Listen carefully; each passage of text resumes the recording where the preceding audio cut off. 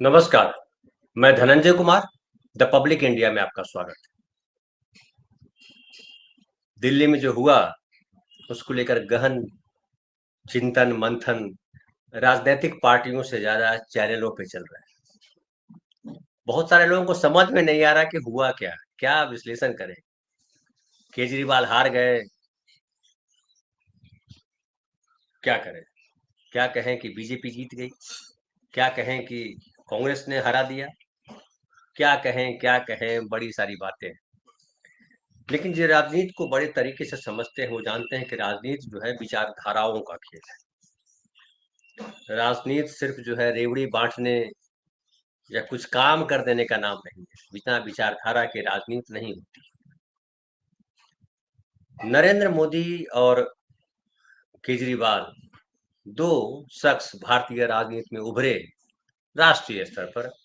वो अन्ना आंदोलन की दोनों देन रहे। एक सीधे सीधे अन्ना आंदोलन में थे, दूसरे बैकग्राउंड में अन्ना आंदोलन में थे, जो हालांकि दोनों के पीछे आरएसएस था। और ये जो कांग्रेस को जो भ्रष्ट बनाने का पूरा आंदोलन चला, ये कांग्रेस भ्रष्ट पार्टी है। कांग्रेस के खिलाफ जो है राष्ट्रीय कहिए अंतर्राष्ट्रीय मुहिम छेड़ी गई। इसके और विस्तार में अगर चला जाऊं तो इसमें कॉरपोरेट कंपनियां भी शामिल थी, देश के बड़े बड़े उद्योगपति शामिल थे, और विदेशों में इसकी मीटिंग हुई, देश में पूरी प्लानिंग हुई, इसमें अलग अलग लोगों को जोड़ा गया और कांग्रेस के खिलाफ एक माहौल बनाया गया। तो उसमें अंतर्राष्ट्रीय चीजें भी थी, क्योंकि भारत जो ये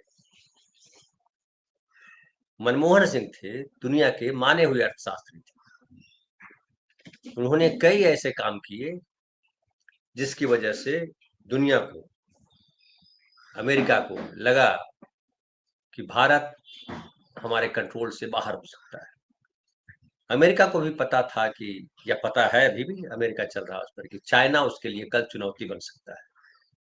और अगर चाइना चुनौती बनता है तो भारत ही है जो बेस बन सकता है उसका।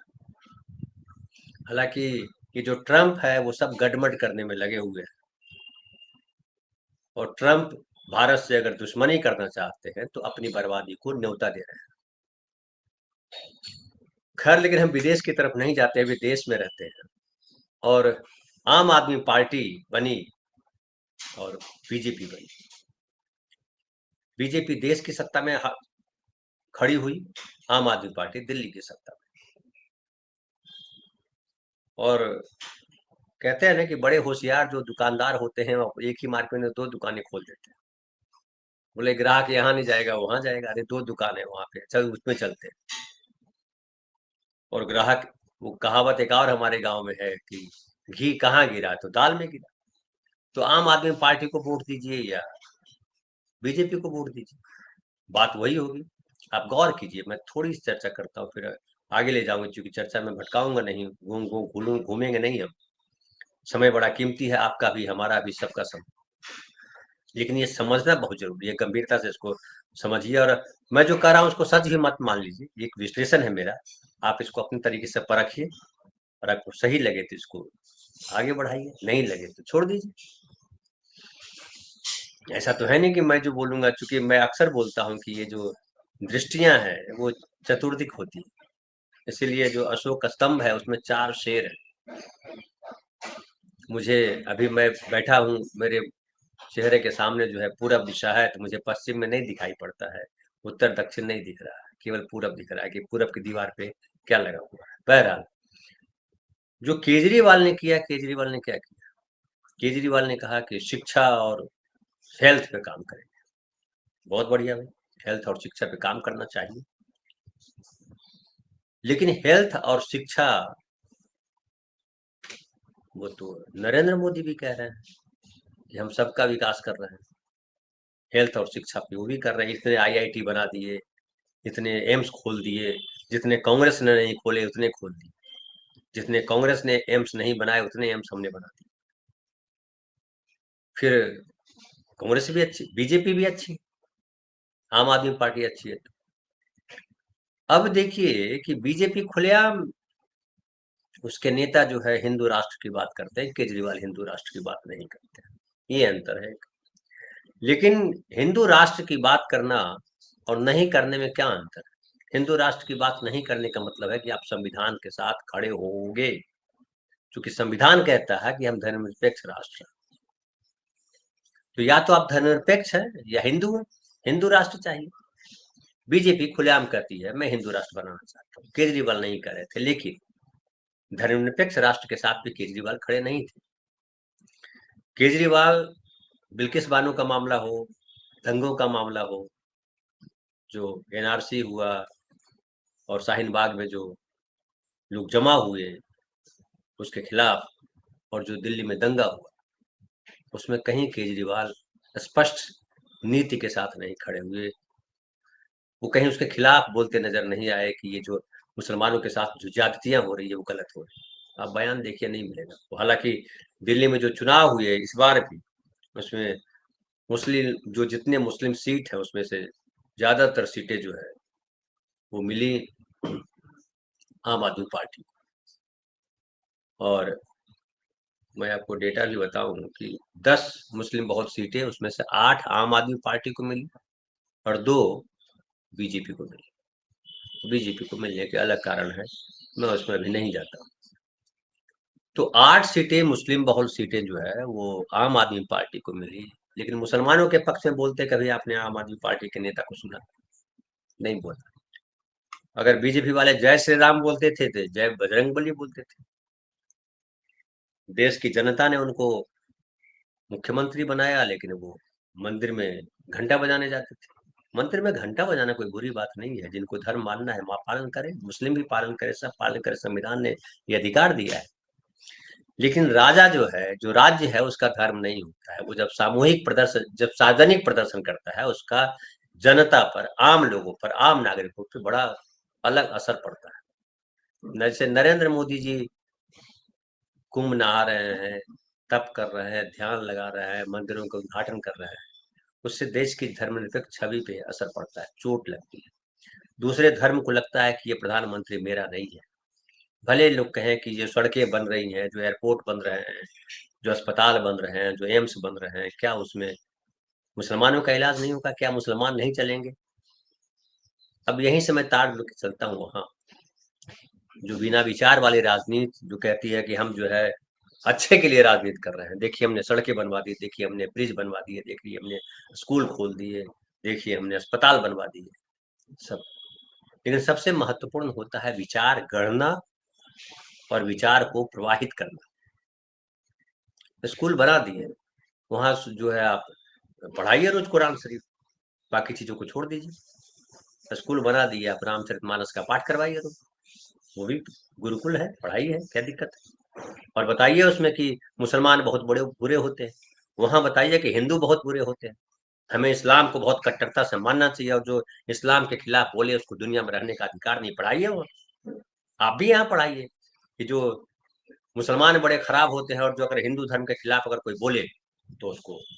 अभी देखिए कोई बता रहा था, मैं देख रहा था कि अभी मुक्तेश्वरानंद ने जो आलोचना की आदित्यनाथ सरकार की, आदित्यनाथ की, अब किसी ने कह दिया है कि जो उनका सर काट के लाएगा उनको हम पैसे देंगे। ये भी पढ़ाया जाता है स्कूल में, पढ़ाइए।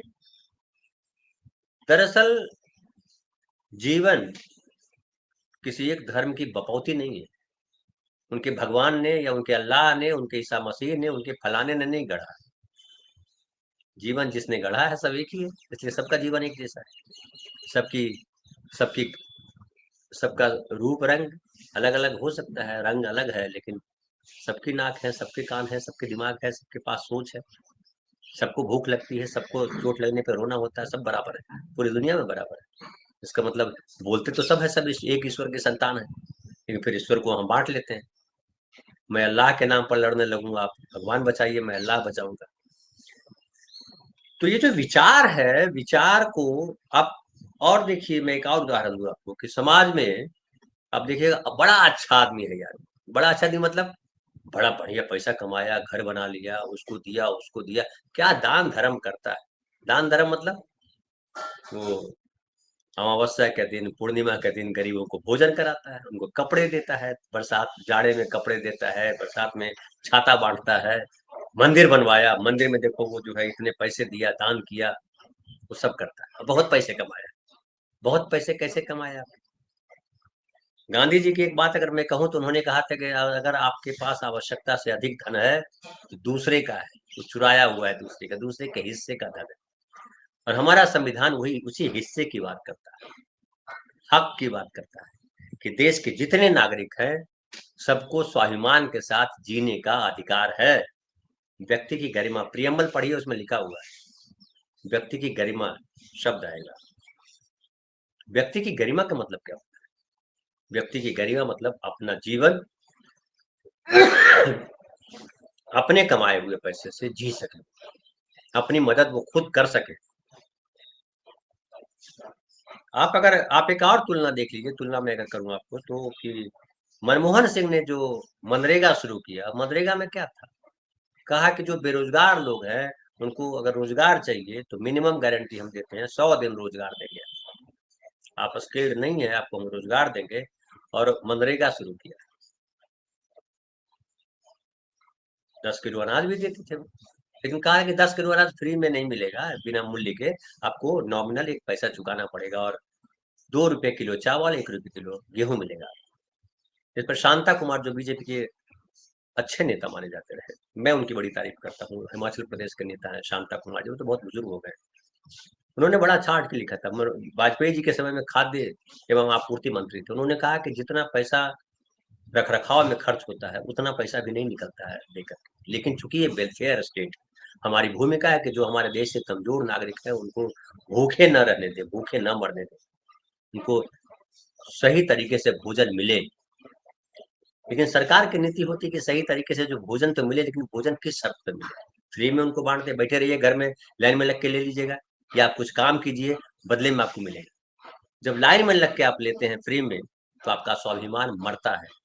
जो राजा दे रहा है वो एहसान जता रहा है।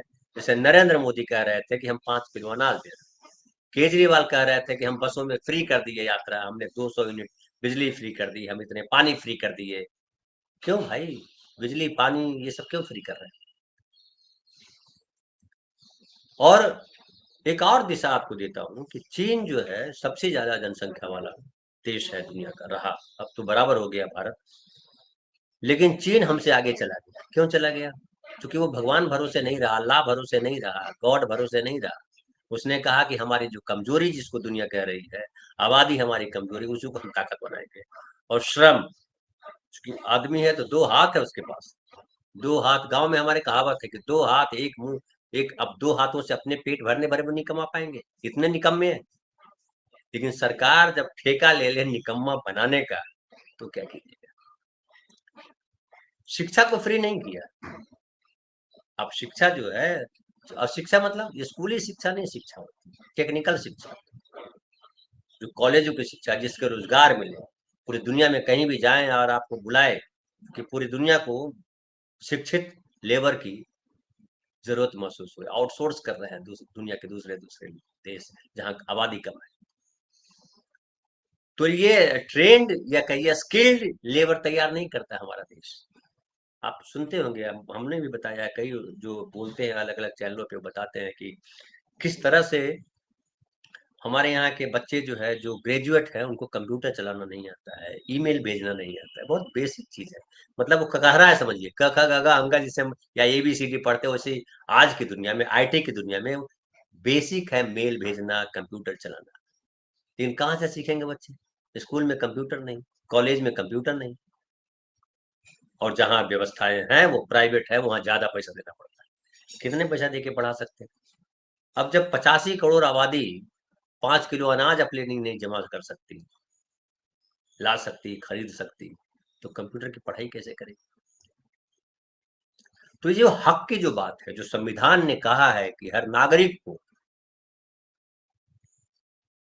हक मिलना जरूरी है, संविधान हक की बात करता है, दान धर्म नहीं कहता संविधान। लेकिन जो हिंदू राष्ट्र वाले हैं वो दान धर्म।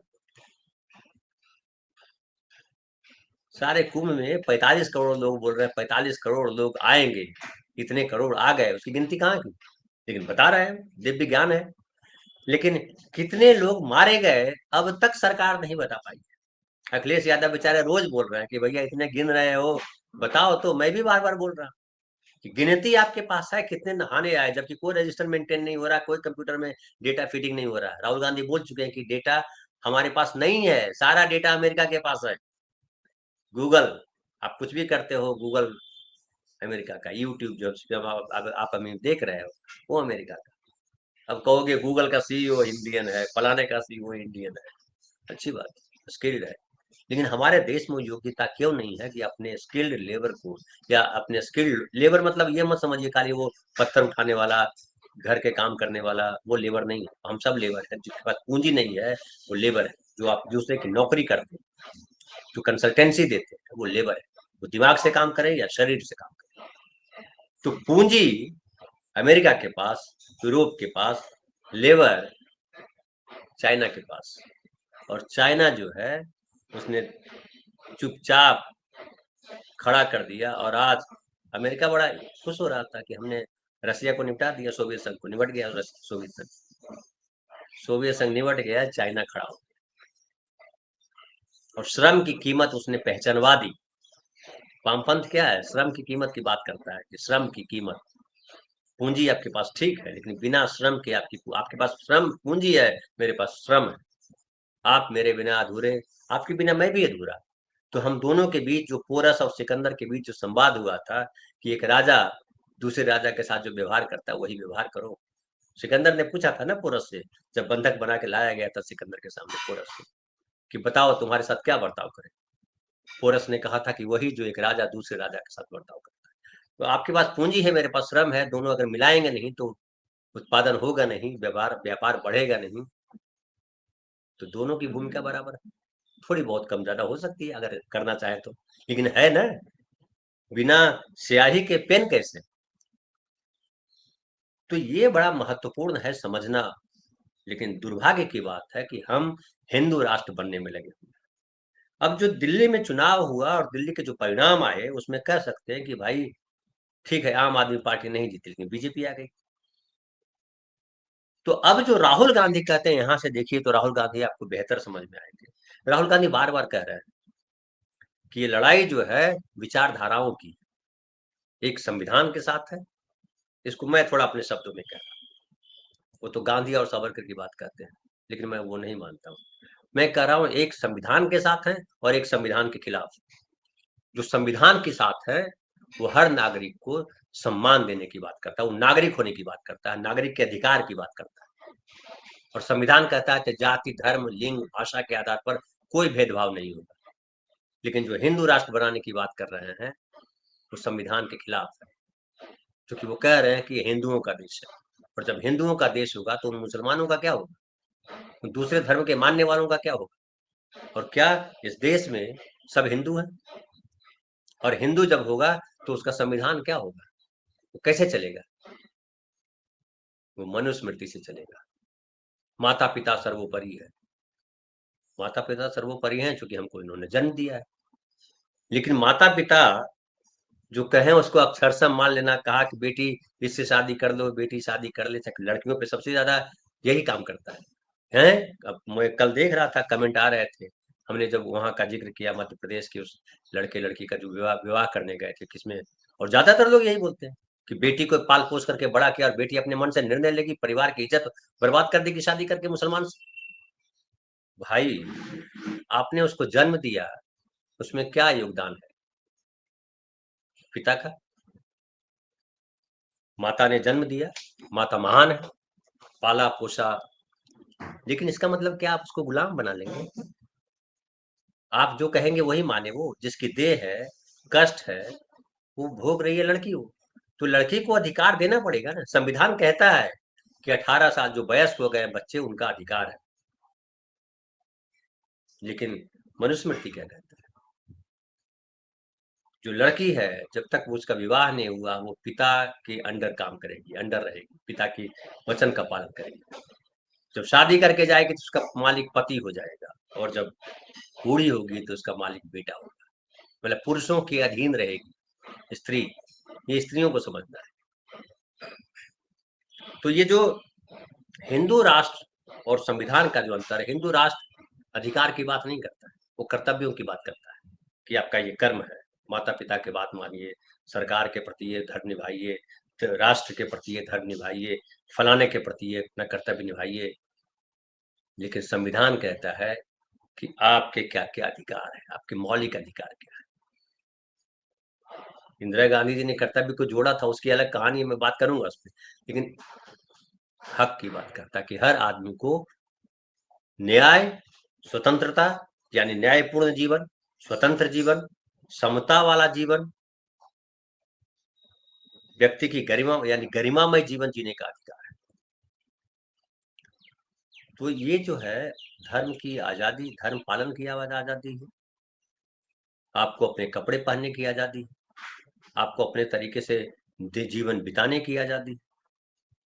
कल एक और मैं देख रहा था, एक जगह एक वीडियो आया जिसमें कुछ लड़कियां नाच रही थी, तो लिखा उस आदमी ने कि ये पाश्चात्य संस्कृति वाली लड़कियां हमारे देश की संस्कृति को नष्ट कर रही हैं। हमने लिखा ये लंगटा बाबा वाली भारतीय संस्कृति वो नष्ट नहीं कर रही है, भारतीय संस्कृति को ये लड़कियां नष्ट कर रही जो कपड़े पहनी हुई हैं। मान लिया पाश्चात्य और पूर्वोत्तर क्या होता है, ये हवाई जहाज पे क्यों घूम रहा है, ध्यान लगाओ पहुंच जाओ। तो भारतीय तो ये है ना कि हम ध्यान लगाते थे और पहुंच जाते थे, या पुष्पक विमान बना लेते। तो आप भौतिक सुख प्राप्त करो वहां से, और संस्कृति आप नहीं लेना चाहो, जबकि आप संस्कृति वहीं की ले रहे हो, वहीं का विचार दे रहे हो। ये जो आरएसएस का विचार है कहाँ से आया? मुसोलिनी का जिक्र आता है, हिटलर का जिक्र आता है, वो कहाँ था? भारतीय था। भारतीय का विचार तो जो है सबका सम्मान है, आपकी विपरीत विचारधाराओं का भी सम्मान कीजिए, यही भारतीयता है। नरेंद्र मोदी जी क्या कर रहे हैं? केजरीवाल जी ने क्या किया? किसका सम्मान किया? सबके खिलाफ आरोप लगाए, केवल मैं ईमानदार, बाकी सब बेईमान। शीला दीक्षित बेईमान, मनमोहन सिंह बेईमान, साबित किसी को नहीं कर पाए। नरेंद्र मोदी जी ने क्या कहा? अभी नरेंद्र मोदी ने वचन दिया है कि यमुना साफ कर देंगे। गंगा साफ हो गई, इतनी साफ हो गई कि लोग गंगे से ही पानी पी रहे हैं। यमुना का पानी, मोदी जी ने कहा मैं तो यमुना का पानी पी रहा हूँ। क्या है यमुना का पानी पी रहे हैं वो? तो बिस्लरी कहाँ रखी रहती है? टेबल पे। तो ये झूठ होगा और संविधान को समझना होगा। तो ये जो केजरीवाल जी की जो हार हुई है, इसको और समझिए कि केजरीवाल के 10% वोट घटे, वो कहाँ गए? वो बीजेपी के पास गए 8% के करीब, 7.5%, 2.5% वोट कांग्रेस के आए। जो केजरीवाल के पास वोट थे वो किसके वोट थे? वो कांग्रेस के वोट थे। कांग्रेस का वोट गिरा, केजरीवाल का आया।